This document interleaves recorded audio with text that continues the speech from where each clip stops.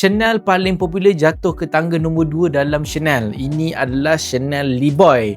Paling popular klasik, bawah sikit dekat Malaysia yang popular adalah Liboy. So ini adalah Liboy yang ada di dalam tangan kita. So dekat kedai RM35,000, kita nak let go RM17,000. Korang boleh jimat dekat RM8,000 senang-senang.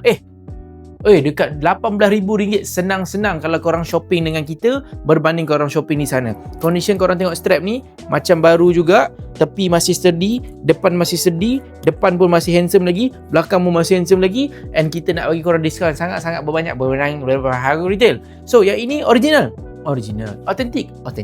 Anda kata kalau korang tak ada plan nak buat payment in full, korang boleh buat pembayaran secara ansuran. Kita ada ShopeePay, GrabPay, Atome, credit card, semua boleh. First payment serendah RM200 boleh terus bawa balik bag. Anda kata kalau contoh korang ada credit card punya points, korang boleh shopping dengan kita, redeem je bag ni secara percuma. So kalau korang nak, kita boleh bagi korang, hadiahkan korang additional discount RM500 kalau korang datang daripada video ni. Screenshot dan DM saya sekarang.